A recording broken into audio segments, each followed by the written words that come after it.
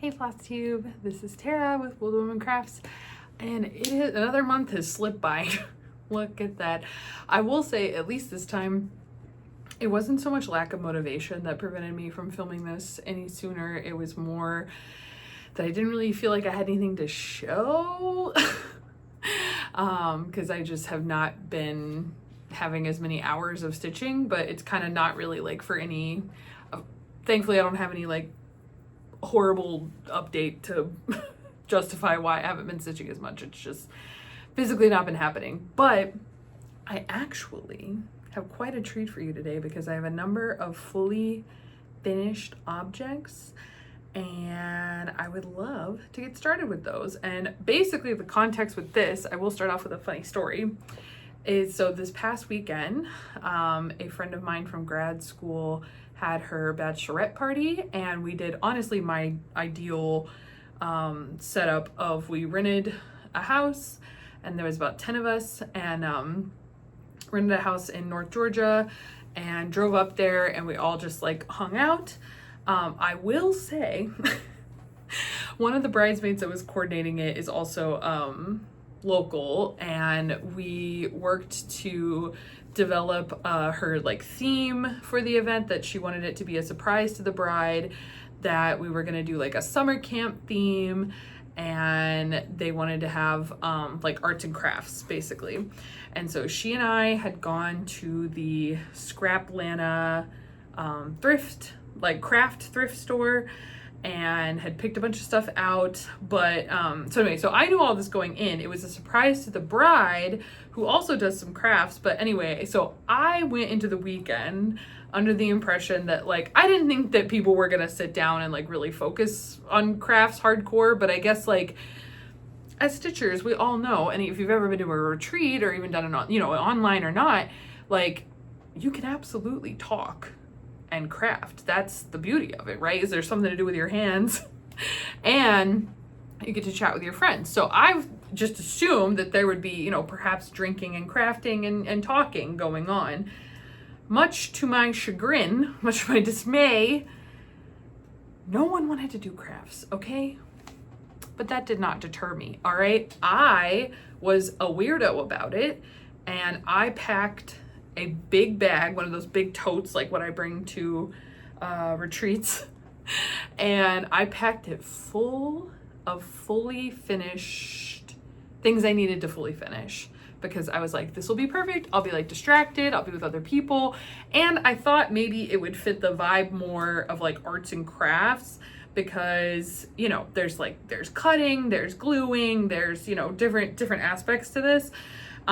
So I felt it would feel more in the vein of what everyone else was potentially doing than if I just set up cross stitch or whatever. So I did bring stitching, of course, but yeah, it was definitely not the vibe. It was more like sit by the pool and drink vibe, which I'm not opposed to. I'm not against it. But I wish there had been some crafting, especially because we hauled all that crafting stuff up there. And then had this nice little setup. I'll put it here. They made a little sign for arts and crafts. No takers, except for my one friend who we went to the thrift store together. She had like some knitting she was working on, but that was it.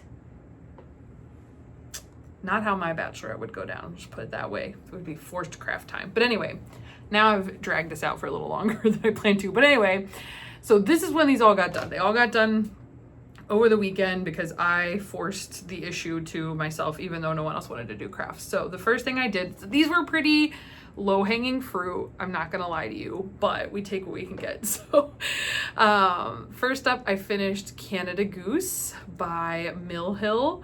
This was a table gift from the Hathaway Stitchers at Stitch North last October.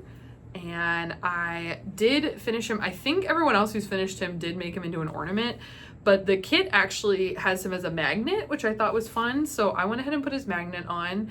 And this is, this silver backing here is adhesive foam. I watched Satsuma Street's free class at the Jingle Ball last year, I believe, and or maybe the year before, and she detailed why it is that she loves this foam more than felt. I'm not always 100% sold on it, but I did go ahead and do that, and he has his magnet and he's looking great and I love it. And then second up, speaking of Satsuma Street, and here's why I'm partially not sold on the foam, but I fully finished the first day of Christmas ornament. So this is Partridge and Pear. And so this I did make into an ornament, kind of a long thing, but I was a little distracted. But yeah, even now, like, I think when you're adding the ribbon, especially because it's narrow on the top, I just had to squeeze this together. So long term, I don't know, I might like felt better, but I do own this stuff. So this is also the adhesive foam, and this is like a sparkly silver. I do like the sparkle, but anyway, so I did finish Partridge and Pear. I have days 1 through 4 purchased, and obviously this one's fully done, but I've not stitched anything else. But yeah, I love the colors on this.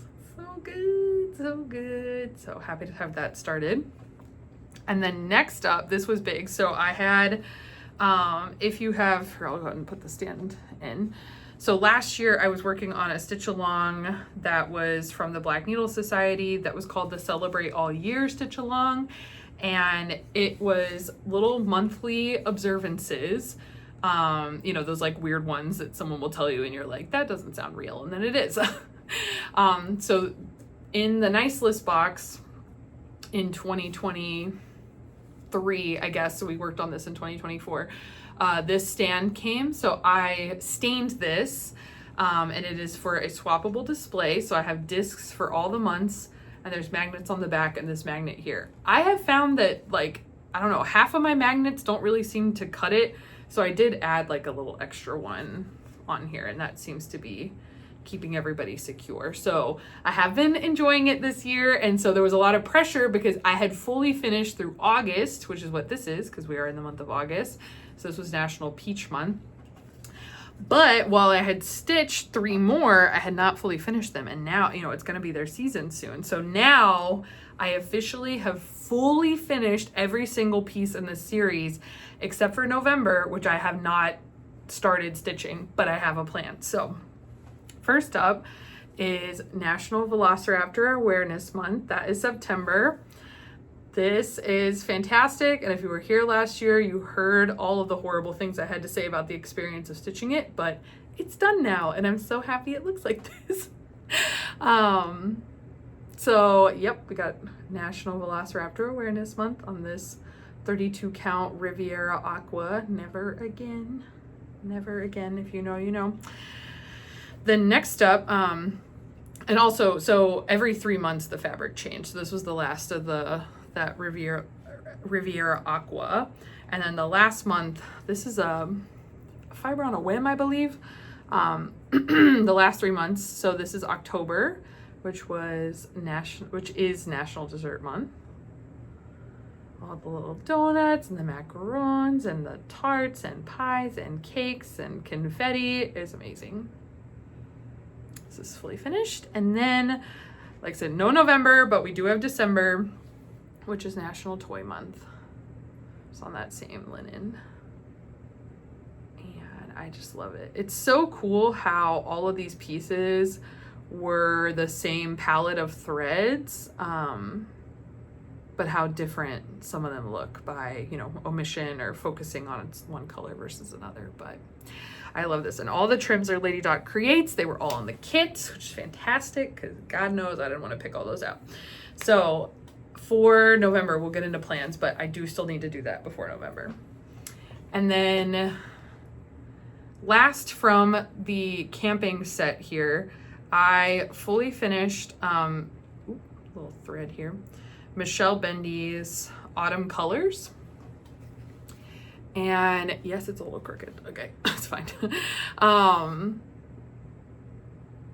I love it. I stitched this. This was part of the X-Stitch the Rainbow at Needlework Expo. Sometimes they do, a bunch of designers get together and kind of like pick a limited thread palette.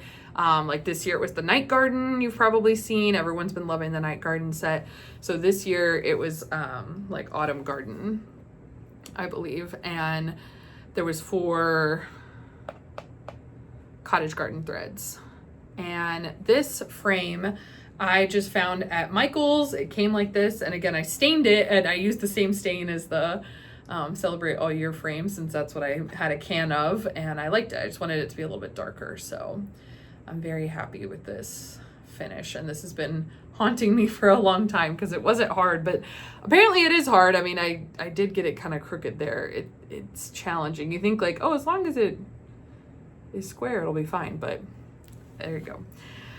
So that was the finishes, and I also want to highlight, these are kind of some bonus finishes. I believe I showed on the channel before that my partner's grandmother had done some stitching in the past, and I had taken them home with me to frame them, and I'll put a picture up because they are reunited with their stitcher. But I did finish these, and I mostly wanted to highlight these, not so much to be like, oh, I fully finished something, but I ordered from Frame It Easy, which is new to me. Because I think it's just sort of interesting, the different custom framing places. Some of them allow you to go to, you know, more finite measurements, which I believe is why I went here, because I had ordered from Frame US. This is the third place I've ordered custom frames from now. So I've ordered from Modern Wall Framing Co. on Etsy, which I definitely think is kind of your like higher end, very specific measurements, like very detailed information. And they were fantastic. I highly recommend.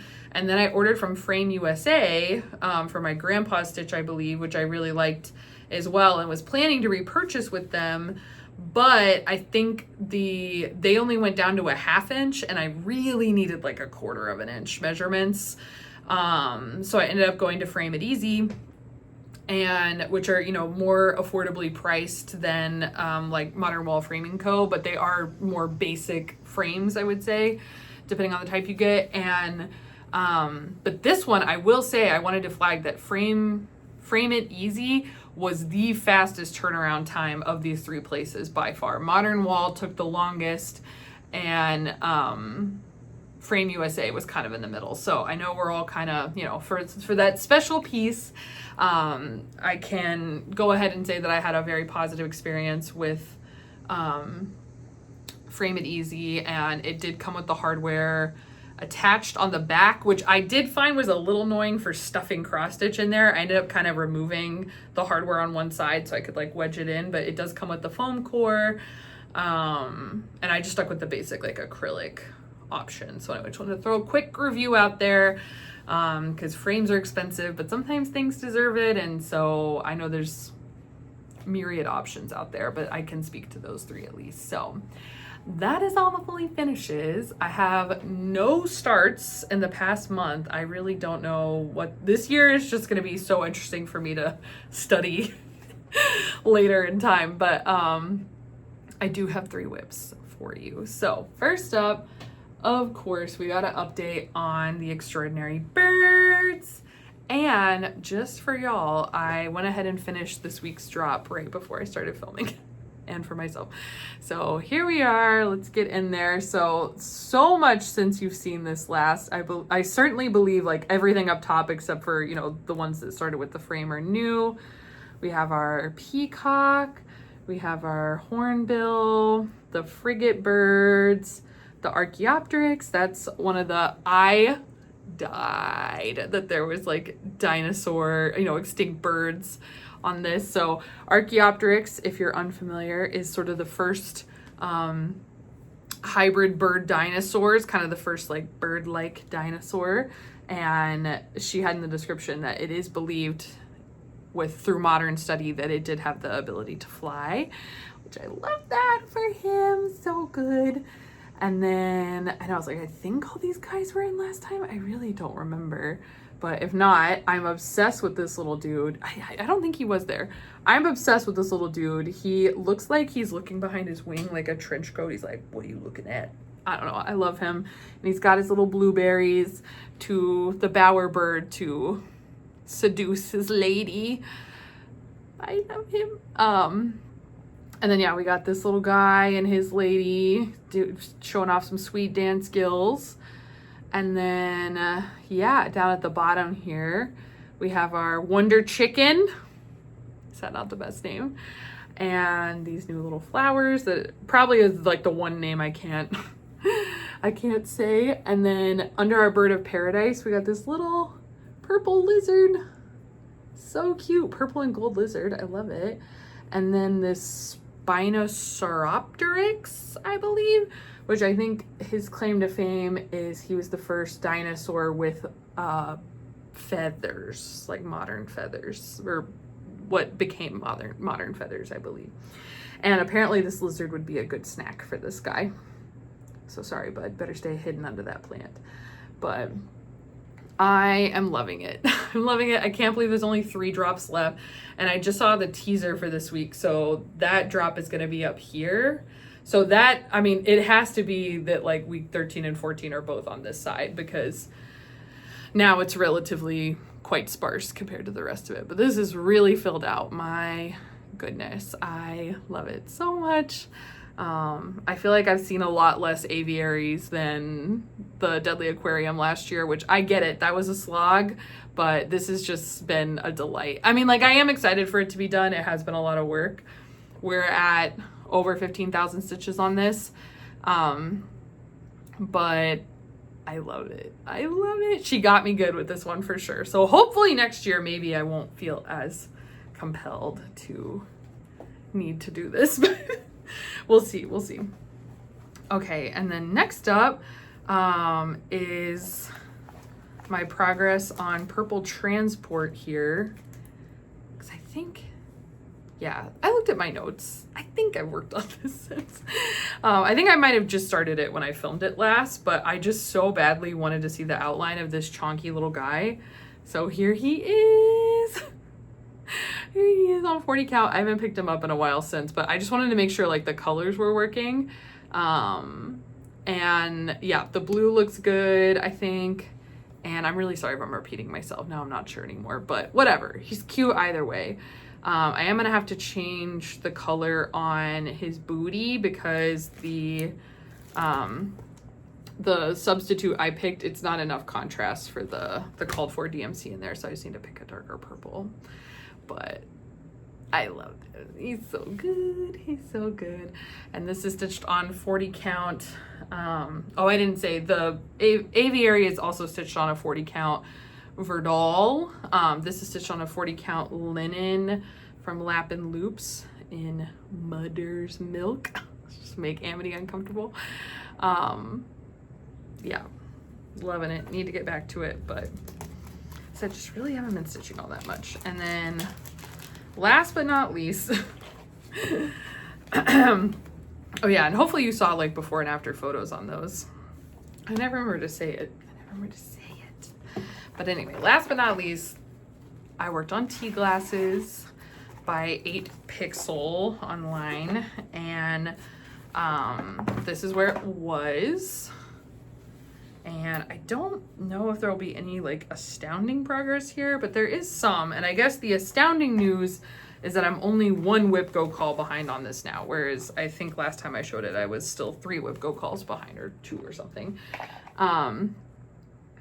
So yeah, this is where it is. I started adding this like darker color in. I think, if I remember correctly, I think I've probably fully filled this out. There's a couple more, but I worked to like fill this the rest of the way out and start this. So this dark line right here kind of marks like where it's going to be a continuous shelf. So like everything below that is going to be full coverage, but above it, there's going to be some choices made because I'm omitting the background on the top. But I still, okay. I know I was like, I'm going to finish this by the end of summer. And I still think it's definitely possible, especially if we go by like calendar end of summer, which is like September 20th or something. Because I think earlier in August, I was like, if I just do 1,500 stitches a week, I think I would finish this. Which that's like not an insignificant amount of stitches, but it's not an impossible amount of stitches. But then I just stopped stitching, so that doesn't help. But I have aspirations for this next week. Because we'll just put this into, we'll just dive into plans immediately. This is the last of the whips I have for you. We are going on vacation to an all-inclusive in Cancun, and it is the first time that either of us have done an all-inclusive, and I'm really excited. If you have been a follower of the channel for some amount of time, my partner has been hospitalized the last 2 years of the fall, and I think one contributing factor of that whole picture is the stress, and so I think for 2025 we kind of had this goal of like really trying to get some good vacation in, and which we haven't really been great at, but this is a step in the right direction for sure. So with that, I am planning to bring tea glasses and the birds, and then I think I'm going to try to be very restrained and only bring one other thing in case I really feel that itch for a start or something. And I want to bring the second day of Christmas here, so that would be the 2 turtle doves. So that's like a paper kit that I think would be really fun. But then other than that, it'll be birds, because there will be a drop tomorrow, obviously, and then so I can work on that and make sure I don't fall behind, because we're so close to the end. There's only 3 more drops, so I cannot slip. Because you think like, oh, we're only 3 drops away from the end, but depending on the stitch count, that could be 3,000 stitches to go still. So want to stay with it. I alluded to my friend WIP-Go board, which is still ongoing. But so it's as of June, so looking at like my backlog of what I haven't completed, I still have a February one, Moss in the Moon. I owe Moss in the Moon like 1 million stitches at this point. It's fine. But I completed in June Stephanie of Cross Stitch the Globes call for the tea glasses. That's why I'm caught up on hers. So I still owe Moss in the Moon stitches from Marjorie Maid, who called in June. In July, my sister and librarian friend made calls, and librarian friend called for tea glasses, so her stitches are the ones that I'm missing. And then my sister called for 400 stitches on my full coverage printed cross stitch that's like an image of my cat, which I didn't touch, so that one still have to do. And then for August, my calls were my friend Julia, who used to have a Flosstube channel. I'll tag her below because you can still watch her videos, but she has stopped making a while ago now. She called Armchair Ornithologist, which I am excited to put some stitches into again. And then my brother's girlfriend Haley also called Moss in the Moon. So it's been very interesting to see the preferences of my friends, that tea glasses and Moss in the Moon have really been the stars. They've both been called 3 times, so we'll definitely have to do some like analysis of what got called at the end. So that is all that. And then I actually have a little bit of haul from the last month, and I'm realizing now that it is not around me because we had our carpets cleaned and things got moved. So a moment, please. Okay, we're back.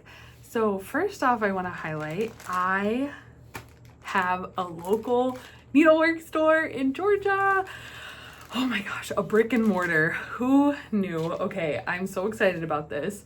I went up to, it's still not close. It's definitely 2 hours away. But I went ahead and checked out Cabin Cross Stitch and Crafts. It is, like I said, in basically North Carolina. It's so North Georgia. But this is so cute. So I ended up going at the invitation of Connie of Count Twice, half of Count Twice Stitch Once here on Flosstube. She was visiting her grandbaby and in the area, and asked if I wanted to go meet up, and I was like, you know what, that's perfect. Let's go do that. And her store is so cute. Hopefully I'll have some like clips or pictures. Robin, the owner, was there and was so sweet and very helpful. And I really like that this seems like such a blend of crafts. Like, it's not just cross stitch, but it is mainly cross stitch focused for sure. And her parking lot, she shares with a quilt shop. So there's plenty of like fabrics to be seen over there as well. I think that's a great combo. So anyway, so sweet. The setup was great. She had like a Christmas in July special going on, which was fantastic. And she even offered me a little 10% discount for long distance travel. So if you're traveling in, she'll make it worth your while.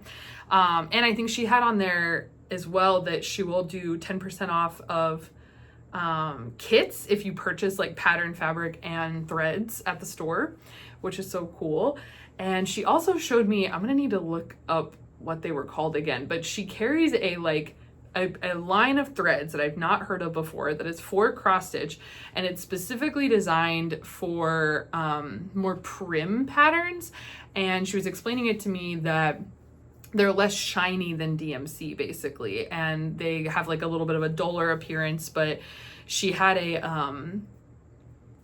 Prairie Schooler Santa stitched in it, and they did look really good. I liked them a lot. It was very cool. So I'm thinking things through. And she also carried a lot of sulky as well, which I thought was extremely cool. So I'm kind of like planning that I need to kit something up next time I go, which I believe will be in October, because that's the next time Connie is down. But it was great. And then we went and got some lunch afterwards, and it was fantastic. So I was pretty tame on this trip, but now that I kind of know what the vibe is, I feel like I can plan accordingly to do some more damage. But so as I said, it was Christmas in July, so I did get these Jabco, just another button company pins. I was just obsessed with this little like blob of a snowman. He's so cute. And I really thought this would go with a kit that I have, that the fully finish is, I believe, suggested to be a pillow, and this seemed like the right colors. And anyway, so I had something in mind with that. I also got my first Mill Hill button and beads kit. I've done several of the smaller ones, but no buttons and beads. But how was I supposed to leave this guy? I love him. I love him. So this is called Sandy Claus. She said she's been having trouble keeping that one in stock, so I'm glad that I was able to grab it. It's darling. It's so darling. I love it. So very cute. And then last but not least, I mean, you know me, I'm gonna probably buy fabric. So I had been thinking through, before I left, I went through like my partially kitted things and tried to like keep a mental list of what could possibly need material. So one thing that came to mind is that I own all the threads for Satsuma Street's Funky Chickens. I was like, how have I not started these yet, quite honestly? But they need just like kind of a basic piece of white fabric. So obviously I purchased like a hand dyed. I have like white Aida. It's just, I don't know. I'm officially spoiled, and I just don't want not soft fabric. I'm sorry. So this looks basically white, and it looks basically white in person, but this is Atomic Ranch 28 count Destiny.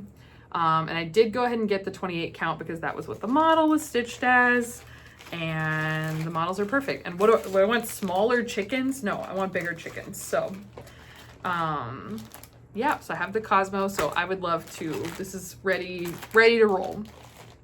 So that was all I got from Cabin Cross Stitch, but excited to return.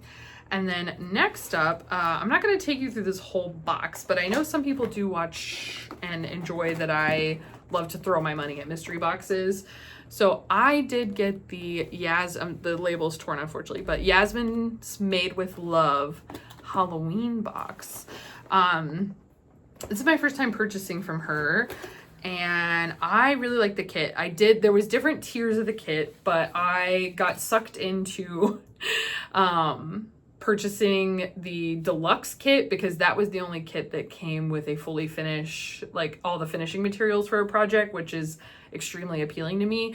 And the deluxe box was the only level that had, and spoilers if you're waiting till Halloween to open your box, it came so early, I couldn't wait.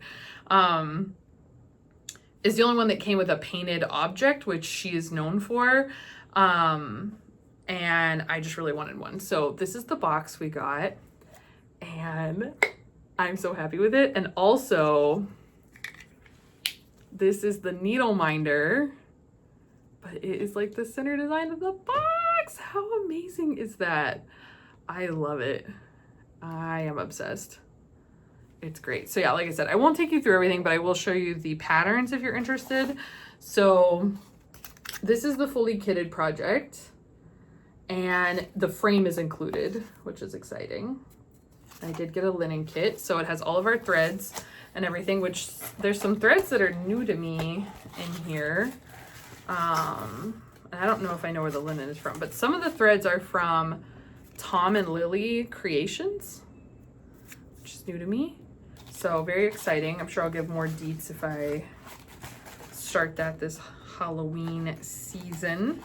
And there were like some teasers on these patterns beforehand, like they were kind of blurred, but it was enough for me to feel confident that I would like the patterns. Like I knew from the blur that this was gonna be like a big house with a big border. So that was kind of nice to have like an idea but not be sure. And then the other one she teased was this one, which again, from the blur, you could tell it was like a monochromatic moth butterfly situation. Love. And then there was kind of a surprise third pattern. So right here, which is so cute. I feel like if I were to stitch this, I would maybe like separate them out into 4 different pieces, but very cool, very darling. Everyone I've shown this has had a different favorite square, which I think is fun. And then I know I said I was going to take you through the whole thing, but the other kind of like standout items to me, I would say, is we got a matching project bag and thread bed, a large thread bed with a clasp and a magnet. So really quite a nice little box here. I'm very pleased. And a nurge hoop and a treat and thread gloss and needles and yeah, lots of goodies in there. So very pleased with that box. Would purchase again. And like I said, I really like that there's sort of a preview that so you can get an idea of if it's your style. And yeah, the frame I'll show came in a separate box, but it's in there. And then last but not least, for the Harvest Moon Hangout from Lindy Stitches, that is the next online retreat in September, right at the end of summer actually. So goal of tea glass finish by Harvest Moon Hangout. You heard it here first. I said I think especially, I don't know, some people are so creative and I feel like are so inspired by other people and it just inspires them to create and make their own twist on things.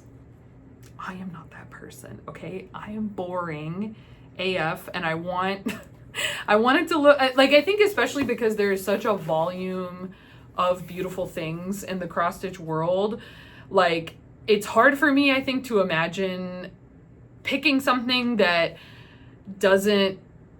isn't necessarily what I would want and that like I'm gonna fix it or tweak it, because there's so many things that I love exactly how they look. And I'm not disparaging anyone, like I am so inspired and I so love watching people make changes and see visions and see ways to like make something exactly what they want. And obviously I've made changes to things, but as a general rule, I'm a sucker for a kit is what I'm trying to get at. So hopefully I didn't flash my address, but I did purchase the kit for the Tiger Lily Designs bag class.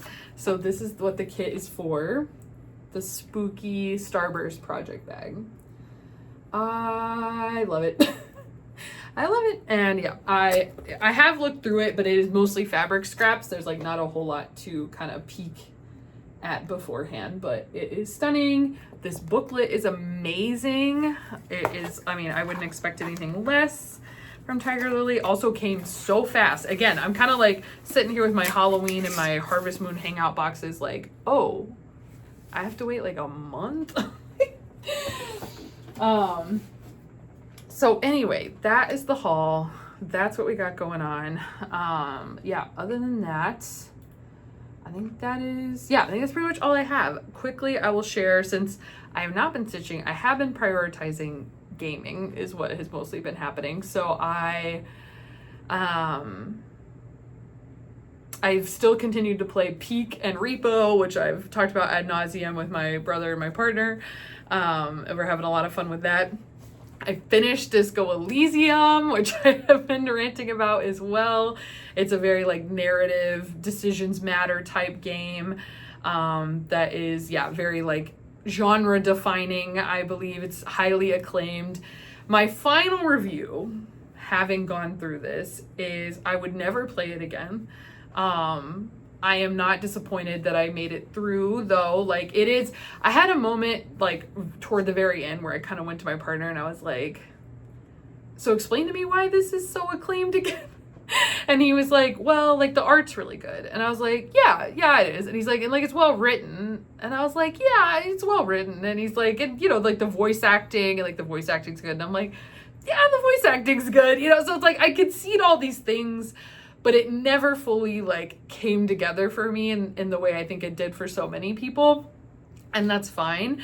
But like I said, I am glad I made it. There were some funny bits at the end. Like it was worth it, but it's not for everyone. I think you need to know, yeah, if you like, if you like a narrative driven, story like that. And, after that, I kind of tried a couple different things. I played through a quick little indie game called Mail Time that I've had.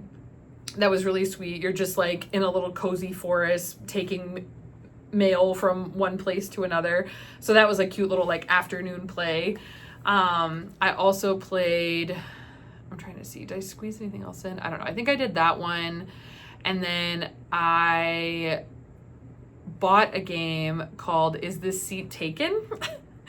And it is available on Steam and on Switch, but I thought it'd be cute on Switch, so I got it there. But you are little shapes. I mean, like, you're not really a shape, I guess, but they're little logic puzzles, where you're trying to arrange these little shape people into seating arrangements that satisfy everyone's requirements. So it's like the type of thing where, you know, you hover over someone and they're like, I want to sit in the front row, and like, or I want to sit by this person, or someone's like, I want to be alone, or like, sometimes they can be stinky. Like they'll say, I haven't showered. And then someone will say like, I can't stand bad odors. And so you got to like keep them apart. Or sometimes people wear like cologne, and then other people are like, I can't stand strong odors. So you got to kind of meet everybody's requirements. It's another pretty quick game, pretty cute. A tiny little story on the top that just kind of like ties it together, that makes it really sweet, but just a fun little puzzler. And then the other kind of bigger title that I started with my brother actually at the end of July is South of Midnight.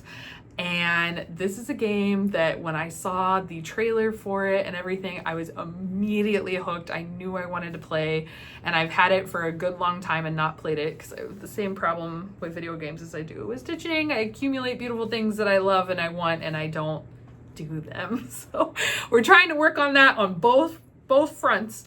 So South of Midnight, you play as our protagonist Hazel, who has discovered that she is like the weaver of her generation. So I like that there's kind of a fiber arts component to this.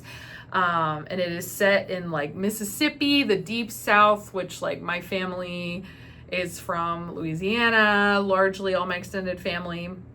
We were the odd ones that like moved, you know, if you've heard me talk about being from Texas, like, but I was born in Louisiana. That's where my parents met. That's where my parents lived most of their, my dad all his life, my mom most of her life. So yeah, we are Acadian on my dad's side. But anyway, so love just like the swamp, the South, all of that to it. And yeah, she is going through, and right now we're trying to find her mom, who has been washed away in a hurricane. But there's a lot of tones of slavery, like Hazel as a weaver. We're seeing ghosts of the weaver before her, who seems to be kind of like a Harriet Tubman type figure. Like we're watching her help like an enslaved family escape. So lots of, it's definitely like creepy, and it's also, it's kind of one of the hardest like combat systems I've ever used. I feel like we're getting into real gaming now, but I'm gonna attempt to stay on like the recommended difficulty. I can make it easier, and there's no shame in making it easier, but I also think I need to give myself credit and try and not bail out. So we'll see how that goes, but I've been really, I really enjoyed the couple of hours that I put into that so far. And And then I've also been playing a little bit of Disney Dreamlight Valley. It finally got me back. My sister has played now like over 100 hours in this game and is really invested in like the main storyline. So I've kind of returned to it to get through the main story, at least to be able to discuss that with her. So, but I will say this game runs like absolute garbage on the original Switch, but the Switch 2, it is not crashing as much. So that has made it a much better experience, and it's not like malfunctioning every single time I play, which is what was happening on the Switch. So do not recommend on the Switch, period. So you can play it on PC, I'm sure it runs better, but Switch 2 has been a better experience. So anyway, that was quite a long gaming sesh. But that's where most of my time has been otherwise. Not really been reading, but planning on some books for vacation. And in terms of shows, we started the reboot of King of the Hill and have watched a couple episodes, and it's really good. It's just a wholesome show. So happy to I'm not always a fan of reboots. I'm like, we can just leave well enough alone, but this one is going well so far. So that is what I have. Wow, 42 minutes. We actually made it to like a semi-normal time. So happy to have finally had, enough to show you, because otherwise, like I said, I was just looking at those whips and nothing else. So I'm glad I had some FFOs to share. I persevered. Those 3. Oh, and shoot, my Stitchy kindness. Last thing, my Stitchy kindness. Oh my goodness. Okay, so MICHAELA of Cinematic Stitches sadly did not make it to StitchCon this year for reasons we can all understand. Our dear Canadian friend, but anyway, she so sweetly sent out packages to what would have been her table mates, which was just so beyond. So anyway, my package from MICHAELA came. So first off, she gave me this live, laugh, lure seamen to their grisly deaths on the jagged rocks sticker. And talk about like sticker paralysis. Like, where could possibly be good enough to put a sticker this good? I love it so much. Oh my gosh. Thank you, MICHAELA. And it's made in Canada. We love to see it. And then, honestly, she might die, but this might be my favorite thing she sent. She sent me these little Korok Post-its. These are a character from The Legend of Zelda I've talked about. It's so darling, but honestly, what is huge to me is that she got this in Japan in the Nintendo store. And I'm not sure, maybe it looks like there was some other shapes that maybe she cut this one off, but I freaking love him so much, and I will treasure these and try to use them, not just hoard them forever. And then stitching wise, she did send a pack of 28 needles, amazing, the best size. And then she also sent 2 Brennan needle threads, which I believe these are my first. So the first one she sent me was Patty's Day on George Street.